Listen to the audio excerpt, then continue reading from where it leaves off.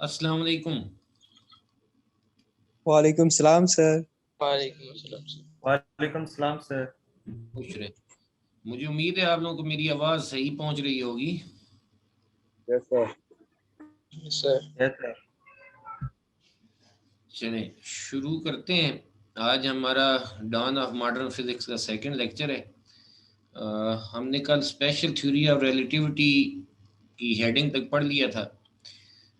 हमने ये कहा था कि जो फ्रेम ऑफ रेफरेंस होते हैं उनको डील करने के लिए दो थ्योरीज हैं। जो स्पेशल फ्रेम ऑफ रेफरेंस को डील करते हैं, यानी ऐसे फ्रेम ऑफ रेफरेंस जिन्हें हम अनर्शियल फ्रेम ऑफ रेफरेंस कहते हैं, जो आइडियल फ्रेम ऑफ रेफरेंस हैं, उनको जो डील करती है थ्योरी, उसे हम स्पेशल थ्योरी ऑफ रिलेटिविटी कहते हैं।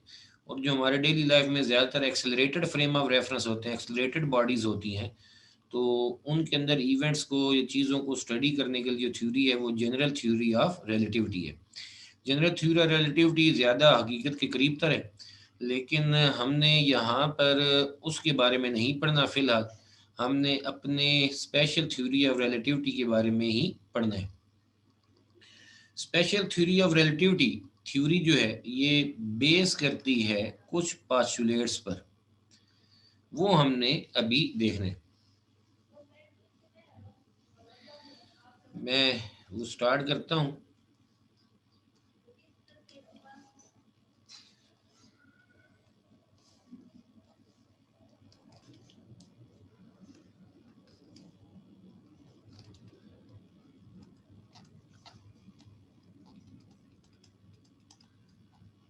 स्पेशल थ्योरी ऑफ रिलेटिविटी ये 1905 में हमारे मोहतरम साइंटिस्ट आइंस्टाइन ने दी थी। और किस में दी थी? अपने एक रिसर्च पेपर में। और उस रिसर्च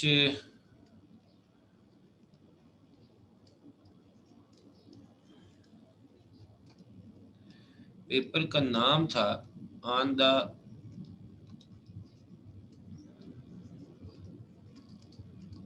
इलेक्ट्रोडायनामिक्स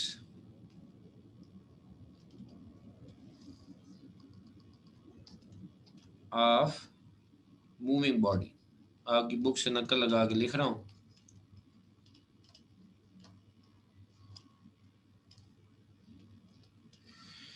यानी उन्होंने अपनी रिसर्च की, रिसर्च करने के बाद अपनी ये थ्योरी दी। वो हमारे पास थ्योरी जो है वो डायनेमिक्स मोशन को ही कहते हैं, ऑफ मूविंग बॉडी, ये उन्होंने दी। इसके कुछ पोस्टुलेट्स हैं। उन्होंने जो पहले इसको पेश करने से पहले कहा कि इन दो बातों का आपने इस थ्योरी को स्टडी करते वक्त ख्याल रखने। जो उन्होंने चीज़ें अपने लिए सबसे पहले बेस बनाई, पहली जो है उसको हम कहते हैं principle of equivalence.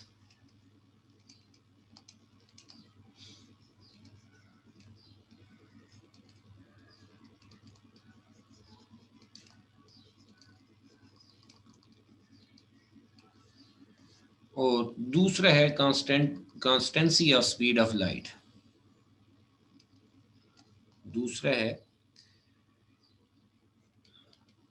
Principle of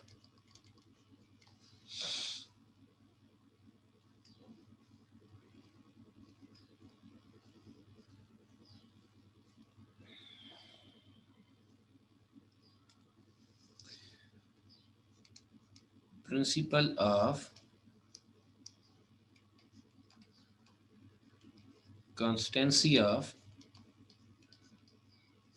speed of light। ये दो प्रिंसिपल है। ये जो पहले वाला है इस पे हम अगर बात करें, इसको एक और नाम भी देते हैं,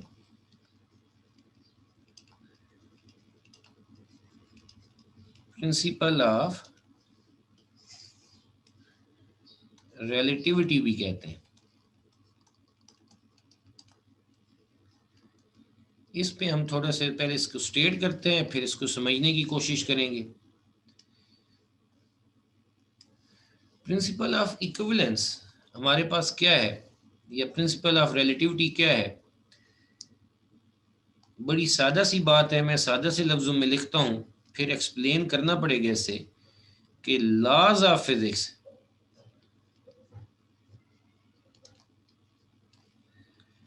are same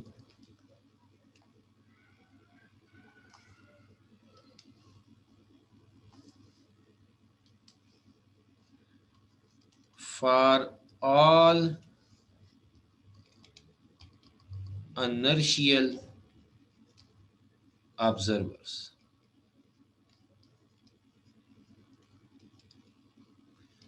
Laws of physics are same for all inertial observers.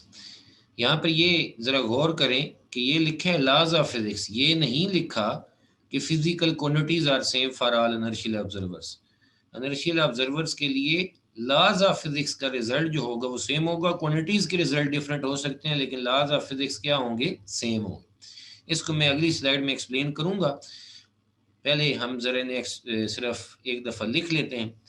दूसरा जो है जिसे हम क्या कहते हैं, principle of constancy of speed of light, वो क्या है, वो ये है कि speed of light in vacuum,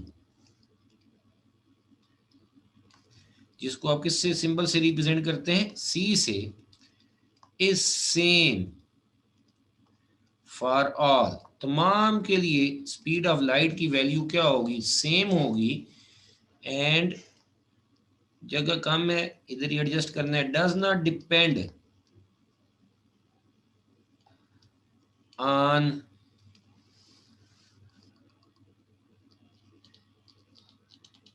relative motion between, क्या कहेंगे, light and observer.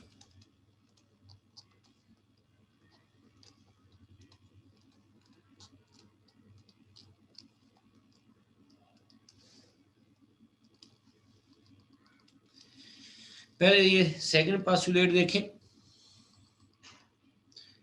Second postulate क्या है, आपने से यूनिवर्सल ट्रूथ समझना है। जैसे आप डायरेक्ट इंटरेक्ट करते हैं ना, तो यूनिवर्सल ट्रूथ है कि ये बात तो हमारे पास कंफर्म है कि स्पीड ऑफ लाइट जो है ये क्या होगी, तमाम ऑब्जर्वर्स के लिए वो क्या रहेगी, सेम रहेगी। And does not depend on relative motion between light and observer. अब ये है क्या ना, जरा देखो आम डेली लाइफ में अगर हम देखें कि ये मेरे पास दो गाड़ियां हैं, ये आ रही है 10 मीटर पर सेकंड से और ये इसके अपोजिट आ रही है 20 मीटर पर सेकंड से। तो आपको पता है कि जब ये एक दूसरे को क्रॉस करती हैं तो इन दोनों की जो रिलेटिव स्पीड होगी वो एक दूसरे की वेलोसिटीज का सम होगा, यानी 10 + 20 ये हमारे पास कितना आ जाएगा, 30 मीटर पर सेकंड आ जाएगा। और अगर यही दो गाड़ियां, एक इधर जा रही है 10 मीटर पर सेकंड से और दूसरी जो है वो इसको क्रॉस करने वाली है और उसकी स्पीड 20 मीटर पर सेकंड है, या मैं 25 कर देता हूँ, 25 मीटर पर सेकंड है, तो ये इसको क्रॉस करेगी। तो जब ये इसको क्रॉस करती है तो फिर ये जो होती है बड़ी तेजी से क्रॉस नहीं करेगी, बल्कि क्या होता है, जितना इन दोनों की वेलोसिटी का डिफरेंस होता है, यानी 25 - 10 15 मीटर पर सेकंड, तो इस वेलोसिटी से ये इसको क्रॉस करेगी।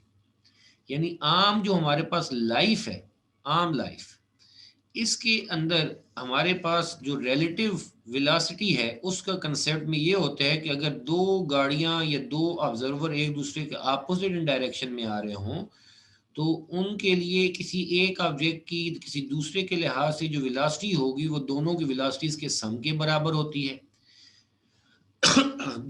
सॉरी। और अगर वो सेम डायरेक्शन में जा रही हो तो फिर उनकी जो रिलेटिव वेलोसिटी होती है that is equal to the difference of the two velocities. ये हमारे पास क्या है, ये रिलेटिव वेलोसिटी का कंसेप्ट है।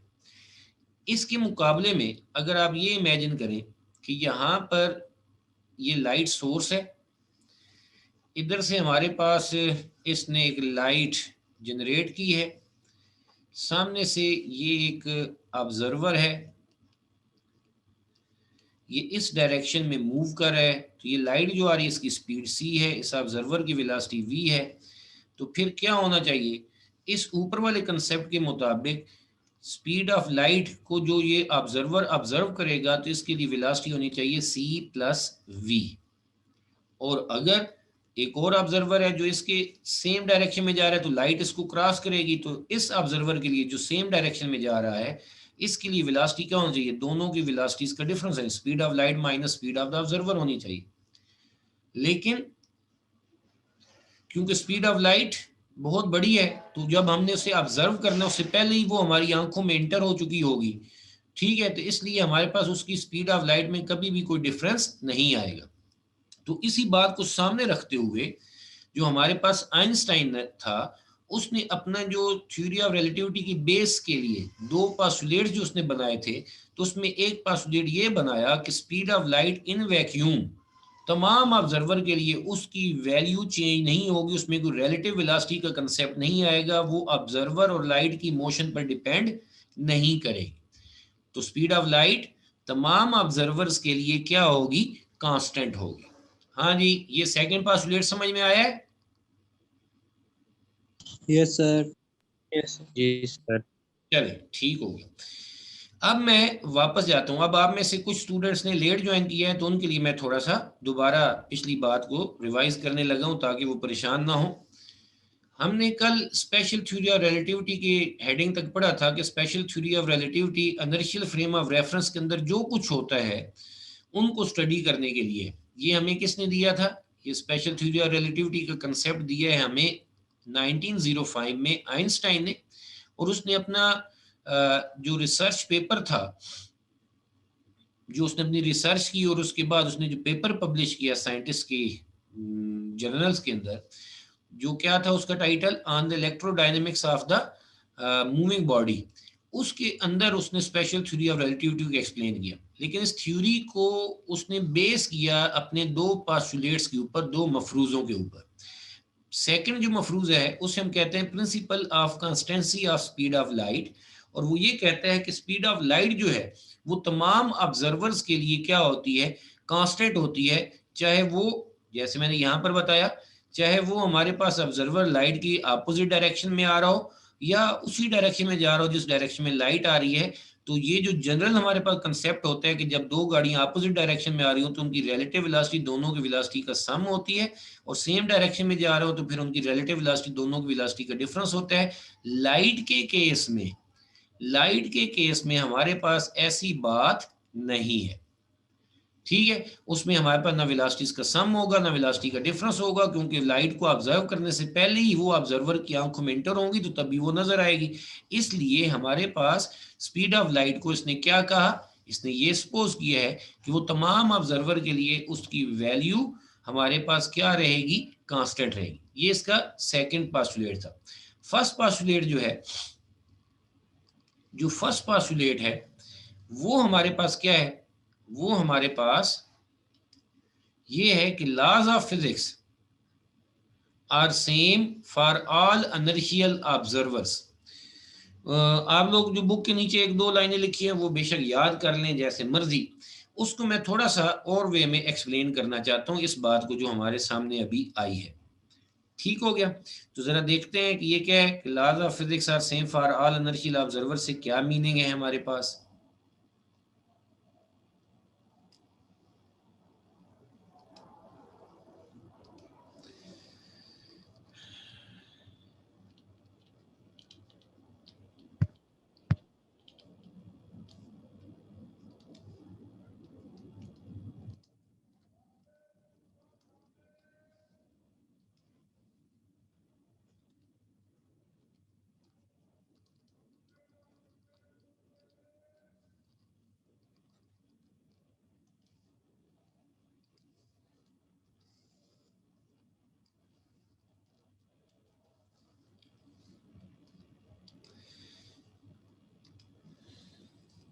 ये हमें क्या कहता है, मेरा फिर फोकस है लफ्ज के ऊपर कि laws of physics, quantities of physics की बात नहीं है। Laws of physics are same for all inertial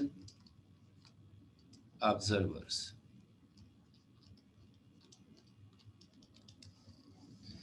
इसको अब हमने एक्सप्लेन करना है। इसके लिए हम थोड़ी सी एक डायग्राम बनाते हैं। अनीस आप पहुंच रहे हैं?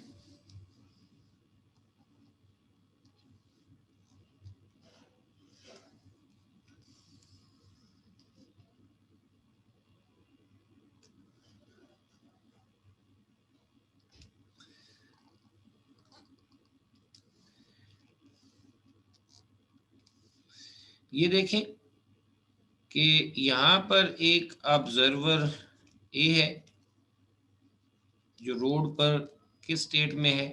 रेस्ट में है। और ये दूसरा ऑब्जर्वर है हमारे पास बी,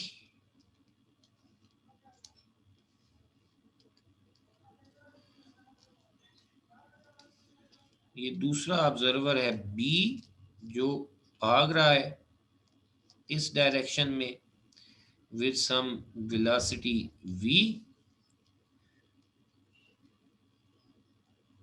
लेकिन कौन सी वेलोसिटी है इसकी? यूनिफॉर्म वेलोसिटी है। अब इन दोनों ऑब्जर्वर ने, इस ऑब्जर्वर ए ने और ऑब्जर्वर बी ने ऑब्जर्व करना है किसको? एक बॉल को। This is the ball. Observer A और बी दोनों ऑब्जर्व करें इस बॉल बी को, और इस बॉल की जो वेलोसिटी है टुवर्ड्स राइट वो उतनी है जितना ऑब्जर्वर बी की वेलोसिटी है। ठीक हो गया। अब ये ऑब्जर्वर ए और ऑब्जर्वर बी इस बॉल के बारे में, यानी ये जो इवेंट हो रहा है बॉल की मोशन, इसको ऑब्जर्व करेंगे। ठीक हो गया। ये जब इन दोनों को ऑब्जर्व करेंगे तो वो क्या कंक्लूड करते हैं वो हमने देखना है। मेजरमेंट्स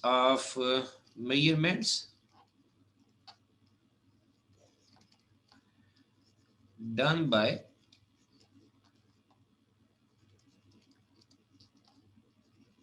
ऑब्जर्वर ए और इधर मेजरमेंट्स डन बाय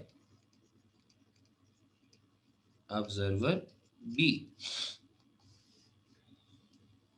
जी, सबसे पहले पोजीशन के बारे में क्या डिसाइड होता है? आप लोगों ने साथ मेरी हेल्प करनी है। सबसे पहले बॉल की पोजीशन के बारे में क्या है? Measurements done by observer A observer B. किसके बारे में? About ball. बॉल की पोजीशन ऑब्जर्वर ए के लिए वो हमारे पास रेस्ट है या चेंज हो रही है? चेंज हो रही है सर। चेंज हो रही है। मैं इसके अपनी इसको मैं पोजीशन की बजाय लफ्ज लिख देता हूं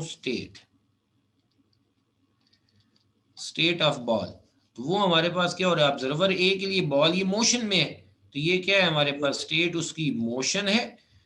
अब जरा इस ऑब्जर्वर बी के लिए आए। ऑब्जर्वर बी उसी स्पीड से जा रहा है जो बॉल की स्पीड है।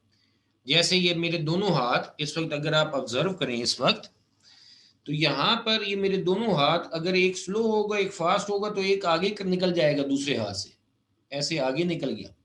लेकिन अगर ये दोनों की मोशन सेम होगी तो they will be moving with the same speed. तो अब ये वाला हाथ राइट हैंड लेफ्ट हैंड के बारे में क्या कहेगा? उसके लिहाज से उसकी पोजीशन चेंज नहीं हो रही। बेशक ये मोशन में होंगे लेकिन उनकी पोजीशन चेंज नहीं हो रही, तो ये एक दूसरे के लिहाज से किस स्टेट में है? रेस्ट में। तो अब सेम इसी बात को सामने रखते हुए मुझे ये बताएं कि ये जो ऑब्जर्वर ए के लिए जो बॉल मोशन में है, क्या ऑब्जर्वर बी के लिए वो बॉल मोशन में होगा? No sir. No sir. हाँ, क्यों नहीं होगा? क्योंकि ऑब्जर्वर बी की स्पीड वेलोसिटी और जो बॉल बी है जिसको उसने ऑब्जर्व करना है वो दोनों सेम है और दोनों सेम डायरेक्शन में जा रही है, दोनों के एक दूसरे के लिहाज से ना आगे बढ़ेंगे ना पीछे होंगे, उनकी बॉल बी की स्पीड की पोजीशन चेंज नहीं होगी बॉल बी के लिहाज ऑब्जर्वर बी के लिहाज से। इसलिए ऑब्जर्वर बी क्या कहेगा कि बॉल जो है वो किस स्टेट में है, रेस्ट में।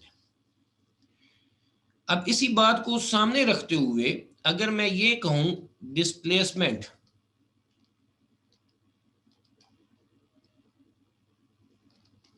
कि ऑब्जर्वर ए के लिए जो बॉल है उसका डिस्प्लेसमेंट डी वो क्या होगा, नॉन जीरो होगा क्योंकि वो इसके लिहाज से पोजीशन चेंज कर रहा है, लेकिन ऑब्जर्वर बी के लिहाज से इसका डिस्प्लेसमेंट जीरो होगा क्योंकि वो पोजीशन चेंज ही नहीं कर रहा। सेम अगर मैं कहूं वेलोसिटी के लिहाज से, वेलोसिटी के बारे में मेजर करूं तो ऑब्जर्वर ए के लिहाज से बॉल बी की वेलोसिटी वो क्या होगी v, और हमने कहा हुआ है कि वो यूनिफॉर्म है तो वो यूनिफॉर्म होगी, मोशन में है। लेकिन ऑब्जर्वर बी के लिहाज से जो बॉल बी है वो पोजीशन चेंज ही नहीं कर रहा तो उसकी वेलोसिटी हमारे पास कितनी होगी, v जीरो होगी।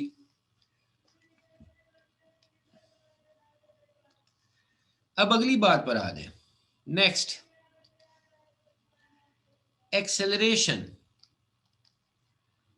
अब जो एक्सेलरेशन है, वेलोसिटी यूनिफॉर्म हो तो एक्सेलरेशन कितना होगा, जीरो, क्योंकि एक्सेलरेशन होता है rate of change in velocity, तो इसके लिए एक्सेलरेशन जीरो है। और जो बॉल बी है उसके लिए भी एक्सेलरेशन, ऑब्जर्वर बी है सॉरी, उसके लिए भी एक्सेलरेशन बॉल का कितना होगा, जीरो होगा क्योंकि उसकी वेलोसिटी जीरो है, वो भी चेंज नहीं हो रही। तो दोनों एक्सेलरेशन पे एग्री कर रहे हैं, ऊपर उनकी स्टेट डिस्प्लेसमेंट वेलोसिटी के बारे में ऑब्जर्वर ए और ऑब्जर्वर बी का सेम बॉल के बारे में कंक्लूजन सेम नहीं था। क्या ये बात समझ आई आपको यहां तक? Yes sir. अब जरा हम आगे बढ़ते हैं, अगली बात की तरफ आते हैं। दोबारा मुझे ये लिखना पड़ेगा, ऑब्जर्वर ए का मेजरमेंट और यहां पर ऑब्जर्वर बी की मेजरमेंट। और अब ये मैं किसके बारे में कह रहा हूं, अब उनकी एक और चीज के बारे में हम डिसाइड करेंगे और वो है हमारे पास फोर्स। फोर्स का formula F is equal to M A, इससे हम कैलकुलेट कर सकते हैं। तो अब जो हमारे पास एक्सेलरेशन है बॉल का वो जीरो है ऑब्जर्वर ए के लिए, तो वो क्या कहेगा, बॉल पर फोर्स जीरो अप्लाई हो रही है। ऑब्जर्वर बी जो है वो भी सेम इसी फार्मूले से कैलकुलेट करेगा, F is equal to M A. तो हमारे पास उसके लिए भी एक्सेलरेशन जीरो है, तो हमारे पास वो भी यही कहेगा कि फोर्स क्या है, हमारे पास जीरो है। एक और बात मैं यहाँ पर बताता चलूं कि अगर मैं एक्सेलरेशन को इवेल्युएट करना चाहता हूं तो वो भी इसी फार्मूले से इवेल्युएट हो सकती है, A is equal to F by M. तो हमारे पास इस केस में फोर्स जीरो है तो हमारे पास एक्सेलरेशन इस फार्मूले से भी जीरो आ रहा है, सेम इसके लिए भी ऐसे ही होगा। तो दो क्वांटिटीज हैं जो Newton second law of motion से इवेल्युएट हो रही हैं, एक फोर्स है और दूसरी हमारे पास है एक्सेलरेशन। एक फोर्स और दूसरी एक्सेलरेशन। ऑब्जर्वर ए और ऑब्जर्वर बी इन दो क्वांटिटी के लिए एक दूसरे के साथ एग्री हैं, लेकिन ये जो मैंने क्वांटिटीज ब्लू में लिखी हैं इनके बारे में दोनों ऑब्जर्वर सेम ही ऑब्जेक्ट के बारे में वो इसके बारे में डिसएग्री कर रहे हैं। ऐसे है या नहीं है? ऐसे है ना? अब जरा ये बताओ कि ये जो दो क्वालिटीज हैं जो एक one of the laws of physics है, Newton second law of motion, उससे जो इवैल्यूएट हो रही है उस पे इनका एग्री है या नहीं है? क्यों भाई? Yes sir. अगर एग्री है तो अब जरा अपनी स्टेटमेंट की तरफ आ जाएं। कौन सी स्टेटमेंट की तरफ आ जाएं? ये वाली स्टेटमेंट। वो क्या कह रही है कि laws of physics are same for all inertial observer. के ये दोनों जो अनर्शियल ऑब्जर्वर है, एक रेस्ट वाला एक यूनिफॉर्म वेलोसिटी वाला, उसके लिए इस बॉल बी के बारे में मुख्तलिफ क्वालिटीज के रिजल्ट डिफरेंट आ रहे हैं, लेकिन वो चीजें जो one of the laws of physics है, F = ma, उसके रिजल्ट दोनों के लिए हमारे पास क्या आ रहा है, सेम आ रहा है। ये मेरी बात समझ में आ गई? तो इससे हम क्या कहते हैं, इस स्टेटमेंट को हम कहते हैं प्रिंसिपल ऑफ इक्विवेलेंस। इस स्टेटमेंट को हम क्या कहते हैं, प्रिंसिपल ऑफ इक्विवेलेंस। जी, किसी का क्वेश्चन हो इस बारे में प्लीज पूछे, जिसको समझ नहीं आया वो भी पूछे।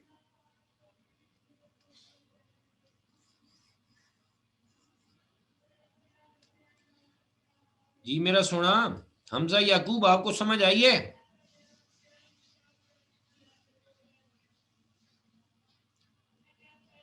लड़कों कुछ बोलो। सर आ गई है सर। चलें सर आ गई है। चलें ठीक हो गया। हमजा, सत्तार, दानियाल, आप लोग बताएं। यस सर आ गई। क्या बात हमें समझ आ गई? समझ आ गई। चलिए थैंक यू। कि लॉज ऑफ फिजिक्स जो है उसके रिजल्ट्स तमाम ऑब्जर्वर, तमाम अनर्शियल ऑब्जर्वर के लिए क्या होंगे, हमारे पास सेम होंगे। हाँ, क्वांटिटीज के रिजल्ट रिलेटिव मोशन में डिफरेंट ऑब्जर्वर्स के लिए उनके रिजल्ट्स डिफरेंट हो सकते हैं। ठीक हो गया जी। अब हम अपनी नई बात की तरफ जाते हैं।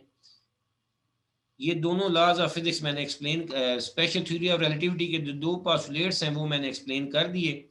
अब आपके जो स्पेशल थ्योरी ऑफ रिलेटिविटी है उसके कुछ बेसिक कंसीक्वेंस हैं, कुछ रिजल्ट्स हैं जो हमने अभी डिस्कस करने हैं। उनमें से जो पहला है वो है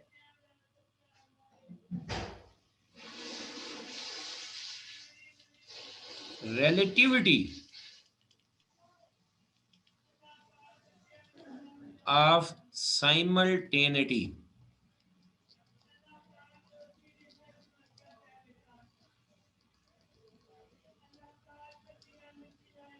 साइमल्टेनिटी में इसकी स्पेलिंग देख लूं भाई, मैं तो खुद भूल जाता हूं।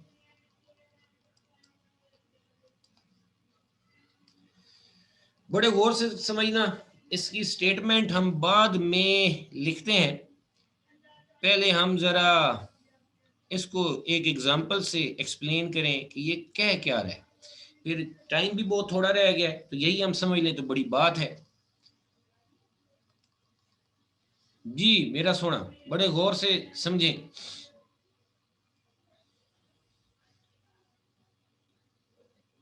यहां पर जो आपकी बुक में एग्जांपल है, पहले मैं वो शेयर कर रहा हूं, फिर आप लोगों के साथ एक वीडियो में शेयर करूंगा, ठीक है? तो उससे हम कोशिश करेंगे ये बात हमें समझ आ जाए। ये जरा देखें कि ये कोई ट्रेन है, ट्रेन का डब्बा है।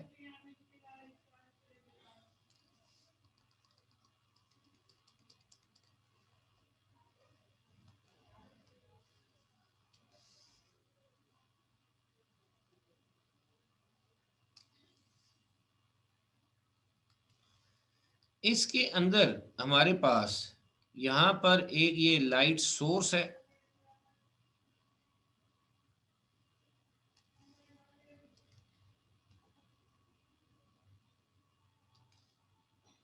बिल्कुल इसके सेंटर पर, तकरीबन यही सेंटर है इसका।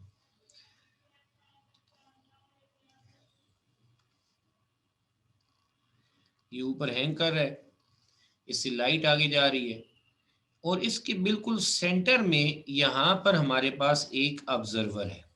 दिस इज द ऑब्जर्वर, बिल्कुल उसके नीचे खड़ा है। नीचे से मुराद उसके सामने ये बॉक्स के एक साइड पर है और ये उससे 1 मीटर बॉक्स की दूसरी तरफ खिड़की के साथ खड़ा है, ठीक है? यहां पर हमारे पास दो लाइट ऑपरेटेड डोर्स हैं, एक इस साइड पर है और एक हमारे पास इस साइड पर है।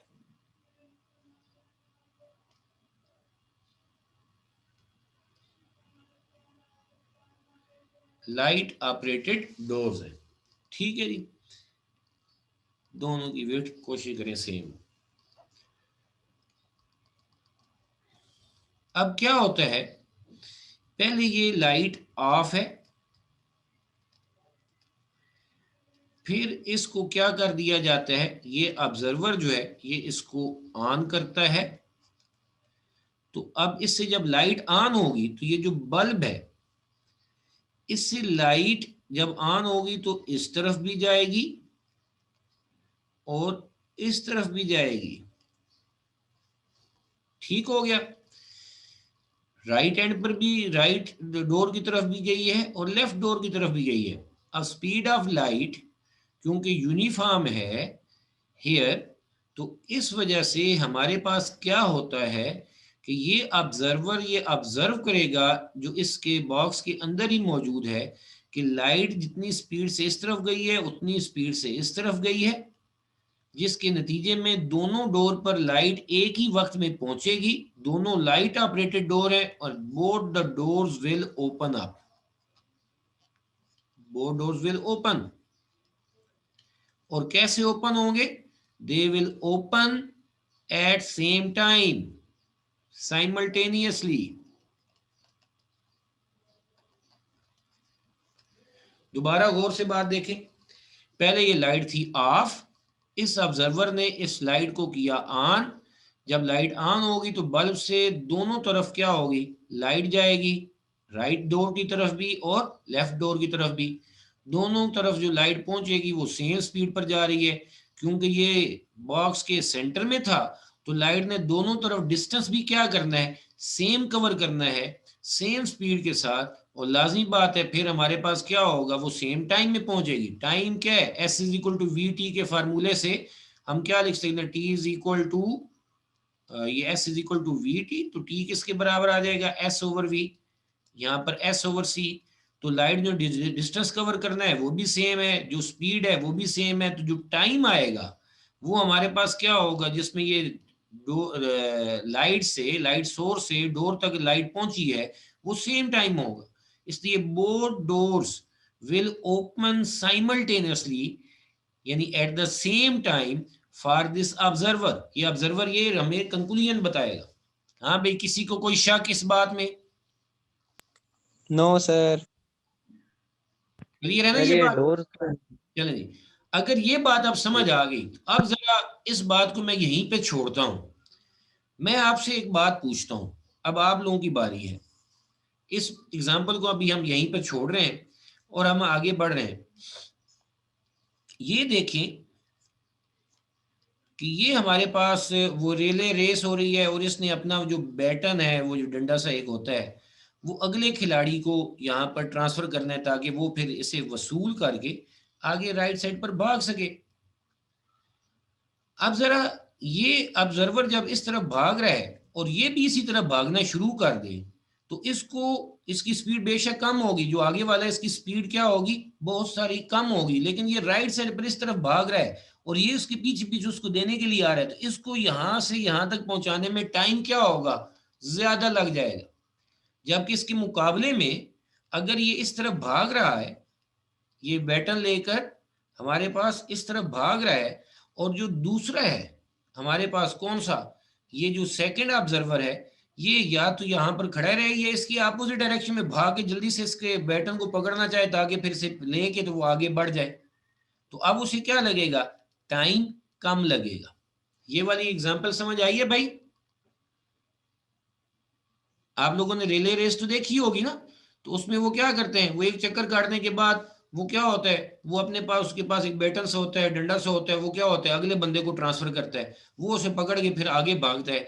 तो अब जब वो भाग रहा है, एक राइट साइड पर ऐसे भाग रहा है और अगला भी उसी तरह भागना शुरू, तो इसको वहां तक पहुंचाने में टाइम ज्यादा लगेगा। क्लियर होगी बात? लेकिन अगर ये इस तरफ आ रहा है और ये इसकी तरफ पहले बढ़ के इससे पकड़े और फिर पीछे की तरफ भागना शुरू कर दे, तो वो बैटन को जल्दी रिसीव कर लेगा, उसको टाइम कम लगेगा और दूसरे को क्या लगेगा? ज्यादा लगेगा। इससे सारे एग्री कर रहे हैं ना? Yes sir. चलिए, यस आप लोग एग्री कर रहे हैं तो फिर तो हमारा Yes, काम sir. बड़ा आसान हो गया। क्या काम हो गया हमारे पास? क्या आसानी आ गई? जरा देखें। अब एक और ऑब्जर्वर क्या इसी इवेंट जो अभी इधर हुआ था इसके बारे में वो क्या डिसाइड करता है? यहाँ पर एक हमारे पास आ जाता है जी, ये ग्रीन ऑब्जर्वर जो अब बाहर खड़ा है। ये ऑब्जर्वर ए था तो इसे मैं ऑब्जर्वर बी कह देता हूं। ये जो ट्रेन है, वो यूनिफॉर्म स्पीड से राइट साइड पर जा रही है, ठीक है। डब्बे के अंदर तो उसे नहीं पता चला था ना, उसके लिए तो सारी बातें किस स्टेट में थी, रेस्ट में थी।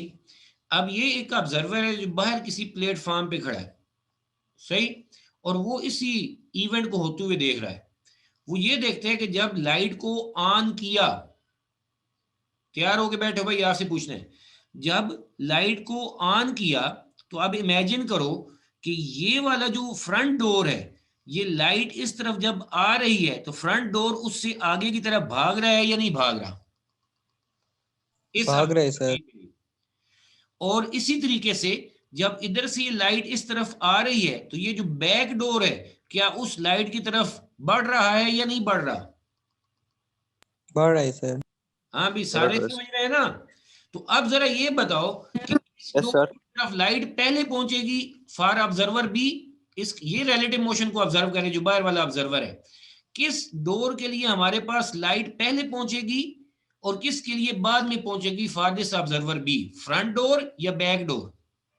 बैक डोर के लिए पहले पहुंचेगी सर। हाँ भाई, सेम होगी सर दो। चलो भाई, बात समझ आ गई सबको ना? कि जो बैक डोर है उसके लिए फॉर ऑब्जर्वर बी के लिहाज से बैक डोर को लाइट पहले पहुंचेगी, और जो फ्रंट डोर है जो आगे की तरफ भाग रहा है, लाइट उसके पीछे आ रही है, वो आगे की तरफ भाग रहा है, उस पर लाइट बाद में पहुंचेगी। तो अगर ये बात हम एग्री कर लें तो फॉर दिस ऑब्जर्वर बी क्या होगा हमारे पास? ऑब्जर्वर बी के लिए, ऑब्जर्वर बी के लिए फ्रंट डोर जो है वो लेटर ओपन होगा, बाद में ओपन होगा, और जो बैक डोर है जो लाइट की तरफ भाग रहा है, लाइट इस ये डोर राइट साइड पर जा रहा है ट्रेन के राइट साइड पर जाने की वजह से, और लाइट उसकी तरफ आ रही है, तो बैक डोर को लाइट फॉर ऑब्जर्वर बी पहले पहुंचेगी, और ये जो बैक डोर है दैट ओपन्स फर्स्ट। हाँ भाई, बात समझ आ गई? जल्दी से बोलो। Yes sir. अगर ये बात समझ आ गई तो देखो कितनी मजेदार। अब यहाँ पे हमने कंक्लूजन करना था, सिर्फ एक ही बात कहनी थी, और वो क्या कंक्लूजन है कि इवेंट सेम है। क्या है? लाइट का ऑफ, लाइट पहले ऑफ थी, फिर हमने उसे क्या कर दिया, ऑन किया, तो दोनों से लाइट आई। ऑब्जर्वर ए ने भी ऑब्जर्व किया, ऑब्जर्वर बी ने भी ऑब्जर्व किया। ऑब्जर्वर ए के लिए वो लाइट सेम टाइम में दोनों डोर तक पहुंची। तो इस फ्रेम ऑफ रेफरेंस यानी ट्रेन के बॉक्स के अंदर ऑब्जर्वर ए वो ये ऑब्जर्व करता है कि ये दोनों डोर जो हैं they will open at the same time, जबकि जो ऑब्जर्वर बी एक बाहर खड़ा है वो भी इसी सेम इवेंट के बारे में ऑब्जर्व करता है। तो वो ये ऑब्जर्व करता है कि दोनों जो डोर्स हैं उनमें से बैक डोर पहले ओपन होता है और फ्रंट डोर जो है वो हमारे पास बाद में ओपन होता है। यानी ऑब्जर्वर ए के लिए जो इवेंट साइमल्टेनियस है वो ऑब्जर्वर बी के लिए साइमल्टेनियस नहीं है। हाँ जी, ऐसी है या नहीं है? फिर अगला मैं सवाल करता हूं। अगर यस सर, ऐसा ही। जी, अगर ऐसा है तो हमारे पास इनमें से सच्चा कौन सा होगा और झूठा कौन सा होगा? दोनों सच्चे होंगे सर। जी बिल्कुल सही कह रहे हैं, दोनों ही सच्चे हैं। क्यों? क्योंकि ये अपने फ्रेम ऑफ रेफरेंस के लिहाज से, ऑब्जर्वर ए जो है वो अपने फ्रेम ऑफ रेफरेंस के लिहाज से, वो अपने लिहाज से उसको जो मेजरमेंट नजर आ रही है उसके लिहाज से वो बिल्कुल ट्रू है, और ऑब्जर्वर बी जो है वो अपने फ्रेम ऑफ रेफरेंस के लिहाज से वो हमारे पास बिल्कुल ट्रू है। इसमें हम किसी को झूठा या गलत नहीं कह सकते। समझ में आ रही मेरी बात? तो इसलिए हम ये नहीं कहेंगे कि दूसरे को महसूस हो रहा है, उसके लिए एग्जैक्टली इवेंट ऐसे ही है। साइंस जो है that is the measurement of the truth, that is the study of the truth. और जो ट्रूथ है वो कब तलाश होता है? वो मेजरमेंट्स की मदद से तलाश होता है, डेटा की मदद से तलाश होता है, और दोनों का डेटा अपने अपने इवेंट के लिहाज, अपने अपने फ्रेम ऑफ रेफरेंस के लिहाज से बिल्कुल ठीक है। इसलिए हम दोनों में से किसी को भी गलत नहीं कह सकते। तो अपने फ्रेम ऑफ रेफरेंस के लिहाज से बिल्कुल ट्रू है, और ऑब्जर्वर भी अपने फ्रेम ऑफ रेफरेंस के लिहाज से बिल्कुल ट्रू है। हमें उनकी पोजीशन को जज करने के लिए हमें उनके फ्रेम ऑफ रेफरेंस पर जाना होगा, तब हम डिसाइड करेंगे कि ये भी ठीक कह रहा है, और मैं जो था मेरी मेजरमेंट भी अपने लिहाज से बिल्कुल ठीक थी। ठीक हो गया। तो अब हमारे पास क्या हो गया, मैं इस बात को जरा, ओहो,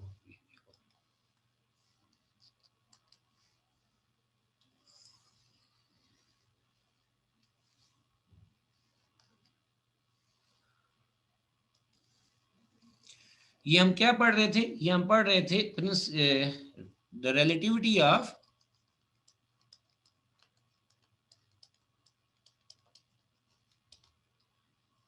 ऑफ साइमल्टेनिटी।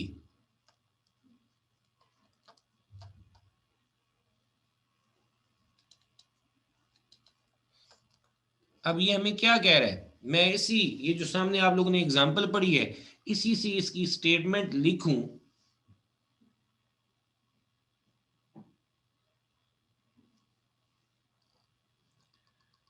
तो क्या थे, ये दो इवेंट्स थे इन दरवाजों को ओपन होना। The two events,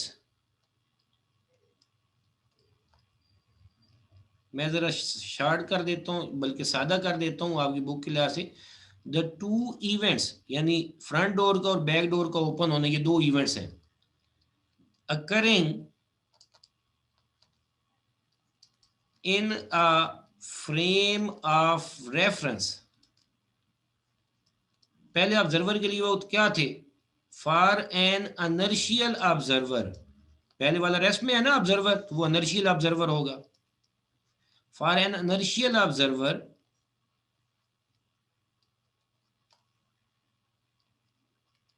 may be, या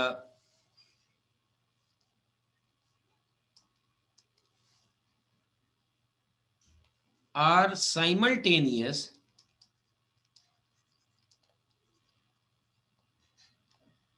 then the same events। फिर क्या हो सकता है, then the same events यानी यही फ्रंट डोर और बैक डोर को ओपन होना, फॉर another observer, ये दूसरा ऑब्जर्वर जो बाहर खड़ा है,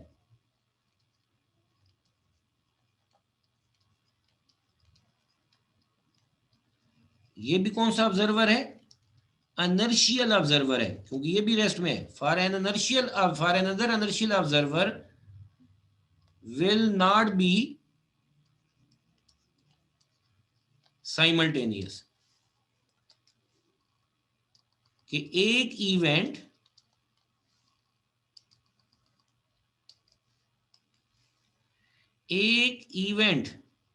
जो एक ऑब्जर्वर के लिए, दो इवेंट्स जो एक ऑब्जर्वर के लिए एक फ्रेम ऑफ रेफरेंस में क्या थे, साइमल्टेनियस थे, दूसरे फ्रेम ऑफ रेफरेंस के अंदर then the same event for another observer, यहां पे मैं लफ्ज लिखना भूल गया, क्या लिखना था, in other frame of reference, दूसरे फ्रेम ऑफ रेफरेंस के अंदर वही इवेंट, वही दो इवेंट्स साइमल्टेनियस नहीं होंगे।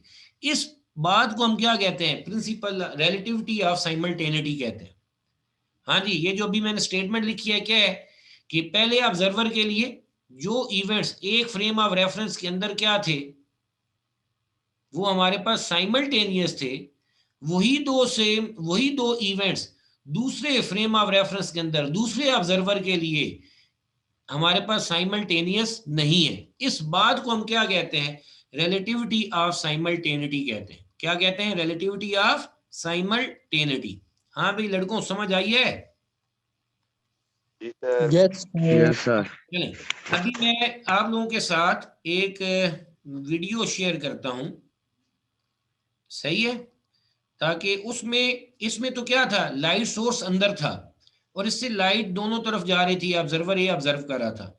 अब जो वो एग्जाम्पल है उसमें ऑब्जर्वर बी देखेगा कि बाहर से लाइट आती है, ट्रेन के दोनों साइड पर आगे हिट करती है एक ही वक्त में। क्या अंदर वाले के लिए वो ऐसे ही होगा, यानी इसके उलट थोड़ा सा हो रहा है, ठीक है, लेकिन रिजल्ट हमारे पास यही आएगा। जरा देखें, ऑब्जर्व करें। जी आजान, आपका सवाल है कोई?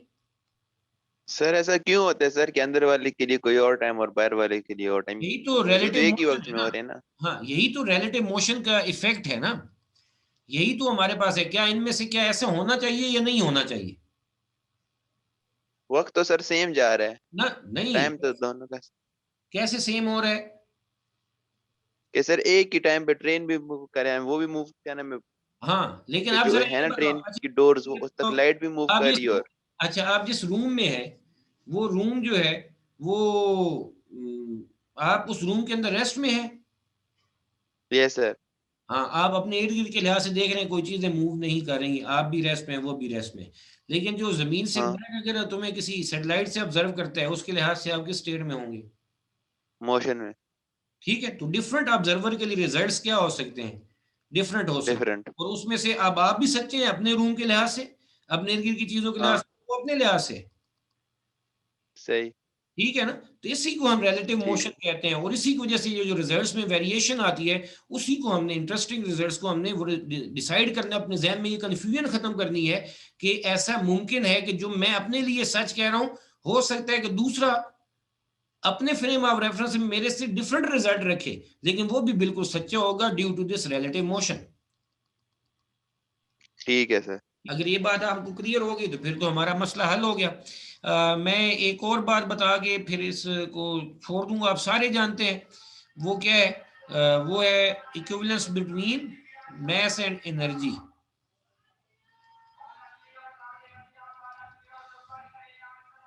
ठीक है, तो वो क्या है?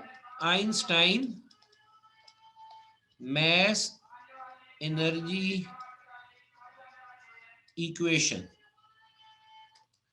आइंस्टाइन मास एनर्जी इक्वेशन क्या है? सारे जानते हो, E is equal to M C square.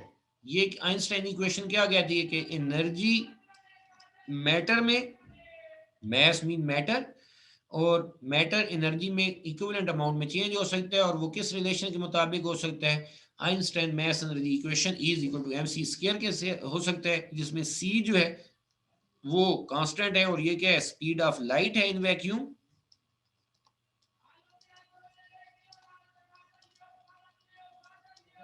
In vacuum, और आप लोग सारे जानते हैं इसकी वैल्यू कितनी है? 3 इंटू 10⁸ मीटर पर सेकेंड। ठीक है, तो बस ये भी आपके इधर बुक में है, इसको भी आप लोग पढ़ देंगे।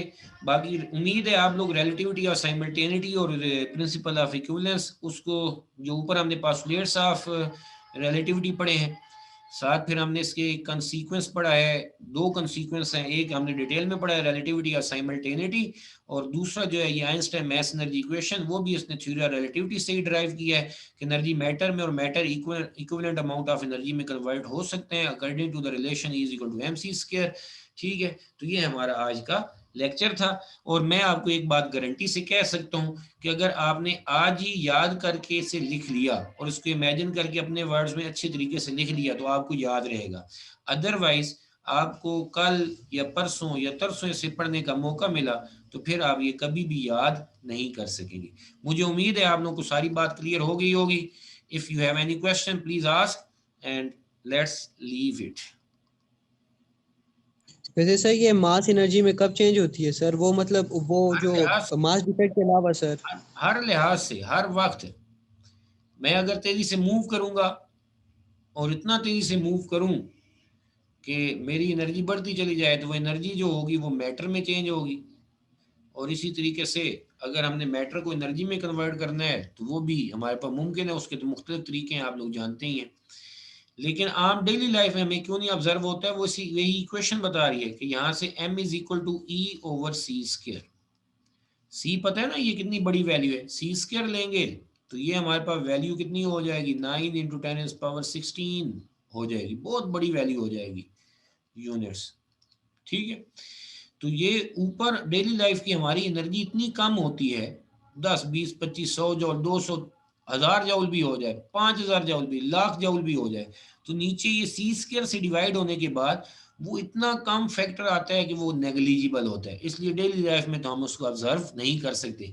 लेकिन यही बातें जब हम electron proton neutron travelling at a very high speed देख रहे होते हैं तो ये हमारे पास इक्वेशन बिल्कुल वैलिड हमें नजर आती है।